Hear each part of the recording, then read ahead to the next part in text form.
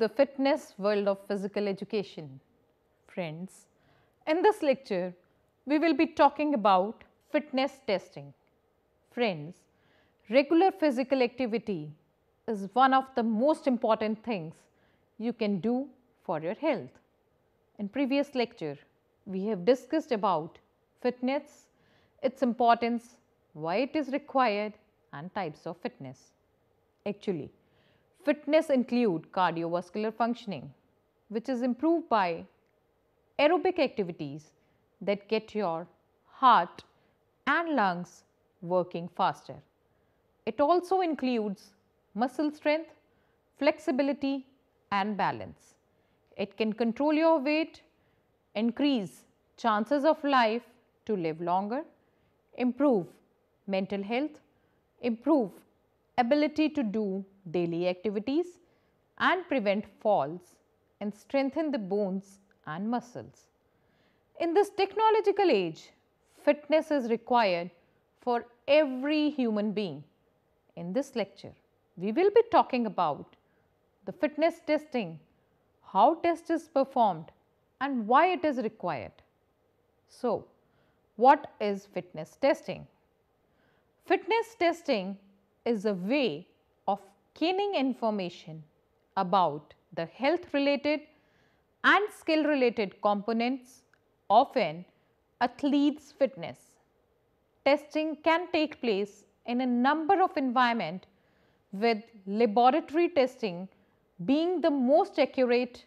However, there is still a large range of tests that can be carried out away from a lab, which provide a lot of useful information. Reasons for fitness testing: to highlight the strength and weakness of an athlete, enabling a training program to be devised which addresses the findings; to evaluate a training program to see if it is helping the athlete in achieving set goals; to measure fitness levels following injury, illness or following the off season; to assist in setting goals; to determine health status in the non-supporting population; talent identification to aid motivation; test order according to the NSCA, National Strength and Conditioning Association. A battery of physical fitness tests should occur in the following order: non-fatigue testing, height, weight measurement, skin folds, vertical and broad jumps; agility test, that includes T-test, Illinois test; maximum strength and power test, 1 RM, 3 RM; sprint test, 40-yard sprint, sprint fatigue test; muscular endurance test, 12-minute run, shuttle test. Principles of fitness testing: in order for fitness testing to be accurate and worthwhile, a number of principles must be followed. First is specificity, that is, fitness test must assess an individual fitness for the activity or sport in question. For example, there is little point in using a running endurance test to assess an athlete's improvement in cycling endurance. Second is validity. Fitness test must measure the component of fitness that they are supposed to. Third is objectivity, sometimes also known as inter-tester reliability. A test that is objective will produce the same result for the same individual regardless of the tester or technician administrating the test. Fourth is reliability. A reliable test produces the same result if repeated. For example, an assessor trained in skin fold measurement will produce the same result when the same area is retested shortly after. Physical activity also keep you in shape, so you can enjoy leisure activities and safely perform work and home chores. It offers great mental and social benefits as well. The Lancet released a series of studies that attribute positive outcomes to physical activity, including a sense of purpose and value, a better quality of life, improved sleep and reduced stress, as well as stronger relationship and social connectedness. On the other hand, lack of physical activity is associated with increased risk of anxiety, stress and feeling of depression, developing many preventable conditions such as high blood pressure, coronary heart diseases, diabetes, osteoporosis, colon cancer and obesity, dying prematurely. The author of the Lancet studies even suggested that the sedentary lifestyle so common in our culture is more deadly than smoking. They believe that 6 to 10% of world's non-communicable diseases such as heart disease, diabetes and certain kind of cancer are caused by physical inactivity. Let us see the factors which may affect fitness test. Fitness tests are subject to a large number of internal and external variables which may affect the outcome of the test. When performing a repeat test, it is important to try to limit as many variables as possible by ensuring the condition, circumstances are exactly the same as during the previous test.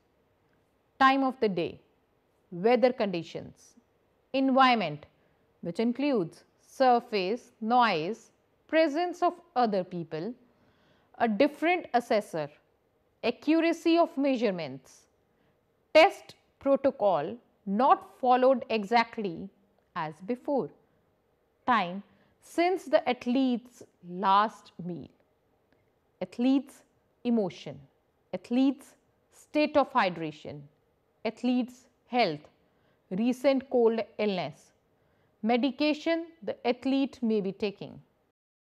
5 most popular physical fitness tests to best determine whether you are at the peak of your physical health. You can use different type of physical fitness tests. Different tests check for various aspects of physical well-being. There are tests that focus on gauging your strength, stamina, flexibility and more. Test can focus on one particular physical trait, a combination of two or several and even your overall physical fitness. If you are interested in finding out how you fare against standard measures, here are 5 of the most popular and commonly used physical fitness tests. First is the Bruce test, designed to evaluate cardiovascular performance. The Bruce test was designed as a clinical treadmill stress test. The purpose was to diagnose the patient with suspected heart disease, and the result would point to possible coronary problems.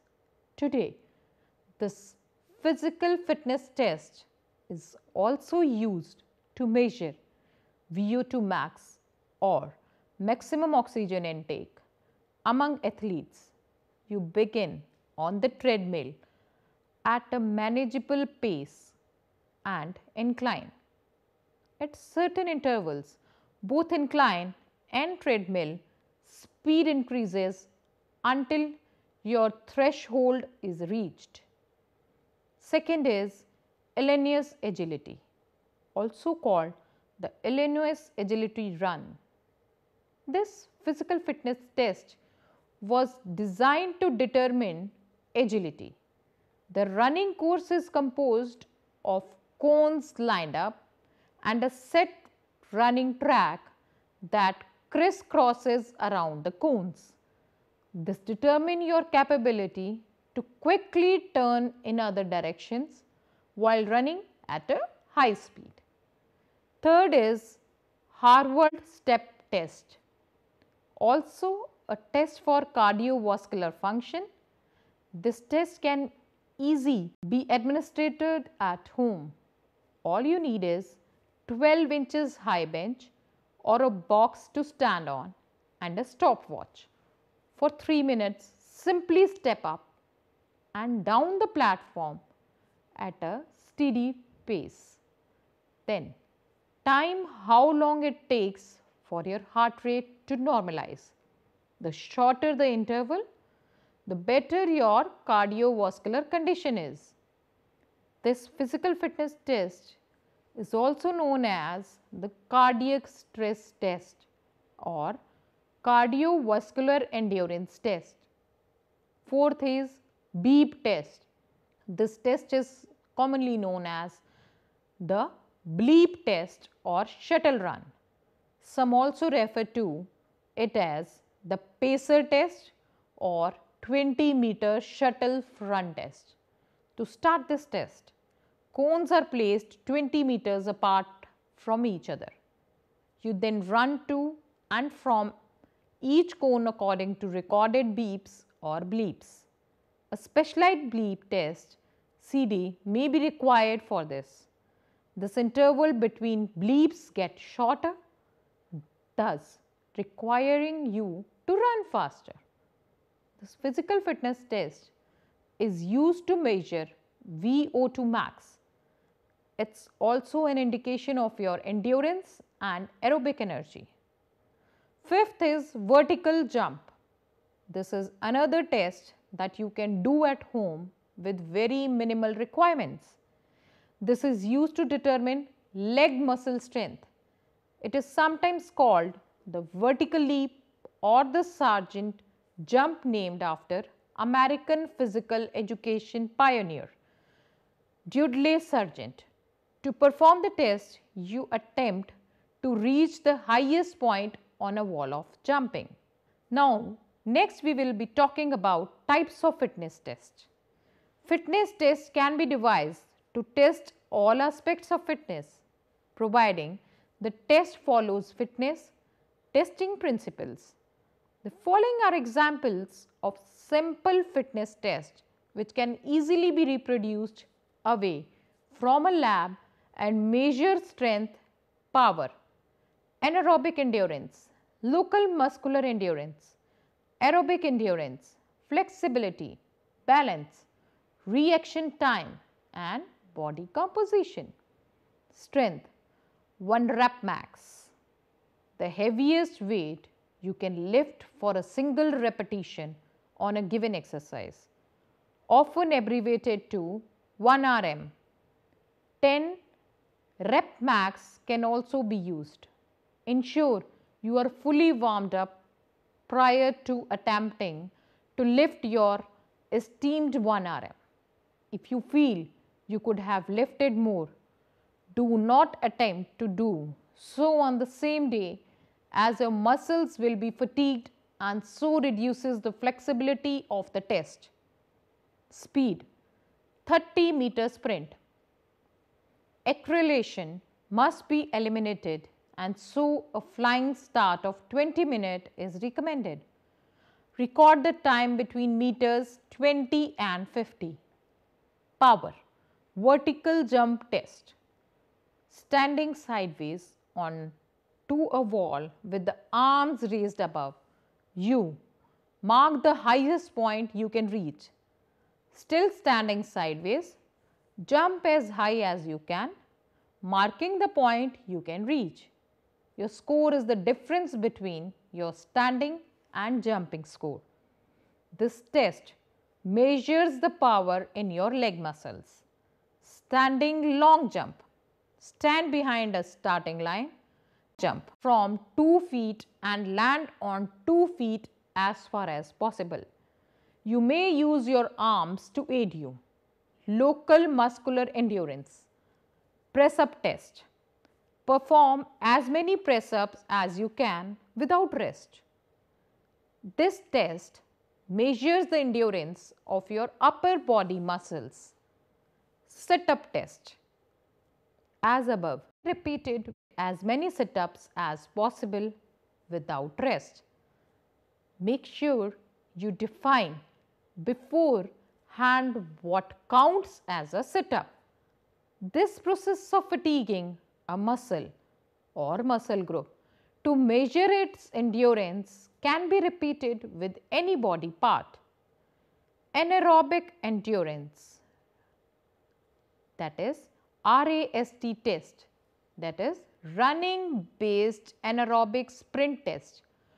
Following a 10-minute warm up, 6 into 35 m sprints are performed with 10 seconds in between for rest and turnaround. Each sprint time is recorded. Following tests are expected to produce faster times for each of the sprints. Cunningham and Faulkner test. Following a warm up, set the treadmill at 8 miles per hour and a 20% gradient. The athlete must start standing either side of the belt and begin the test by getting on the belt at full speed. The test is stopped when the athlete cannot continue. Aerobic endurance. Copper run. Following a 10-minute warm up, run as far as you can in 12 minutes. Record the distance travelled to the closest 100 minutes. Multi-stage fitness test, that is bleep test. For this test, you need a bleep test tape or CD which has recorded bleeps at a predetermined intervals. The participant must run between 20 m markers in time and with the tape. The bleeps get faster as the tape progresses and is divided into stages to help monitor your progress at subsequent tests. The test finishes when you can no longer reach the end marker before the bleep. Flexibility. Sit and reach test. To assess the flexibility of the hamstrings, you will need either a special sit and reach table or a bench and ruler tape measure. Start with your feet flat against the table and your knees straight. Reach your arms as high as possible above your head and then lead forwards to reach as far along the bench table as possible. The further point your fingertips reaches your score. A specialist table has an overhang of 15 centimeter and so if using a bench and a ruler. A score of 10 centimeter equals 25 centimeters. Calf flexibility test. Stand facing a wall and bend the knees to touch the wall whilst keeping the heels flat on the floor. Keep moving back to find the furthest distance away from the wall where you can still touch the wall with your knees. Measure the distance from the wall to the heel. Balance. Wobble board. Using a wobble board or cushion, balance for as long as possible. Tests can be conducted on one leg or both as long as subsequent tests are the same. Stoke test. Stand on one leg with the free foot positioned just below the standing knee. Raise the heel of the standing foot and hold for as long as possible. Reaction time. Ruler drop. Use a meter ruler. Get a friend to hold the ruler so that the OCM line is level with and in between your open index finger and thumb. The friend drops the ruler and you must catch it as soon as possible between your finger and thumb. Mark on the ruler closest to the top of the thumb is your score. The faster your reaction, the lesser of the ruler will pass through. Body composition. Skin fold calipers. These can be used to determine the percentage of body fat an athlete has. It includes taking 4 or sometimes 6 measurements from the biceps, triceps, suprailiac, just above the pelvis bone on the back, and subscapular, just below the shoulder blade. These 4 measurements can then be calculated to give an estimate of the total percentage body fat. Bioelectrical impedance analysis, a far more accurate method of measuring body fat percentage. 2 electrodes are placed on a hand and the foot on the same side within the subject laying down. A safe electrical current is passed through the body. The speed of the current in moving from hand electrodes to the foot determines body fat percentage, as fat is an insulator and slows down the movement of the current. So, here we conclude. In conclusion, the regular physical activity will help you to decrease your risk of disease, feel better physically and mentally, look better, help avoid injuries, keep doing activities you enjoy throughout your life. Physical activity is essential to prevent and reduce the risk of many diseases and improve physical and mental health. It can even help you live longer. Research from the American Journal of Preventive Medicine indicates that regular exercise can add up to 5 years to your life. Exercise is undoubtedly beneficial. It is not true that the more exercise you do or the harder you work, the better the results. Too much physical activity can lead to injury. It is essential to maintain a balance between working out and the muscles without overdoing it. Know that your body gets stronger during rest and recovery. Thank you. Have a nice day.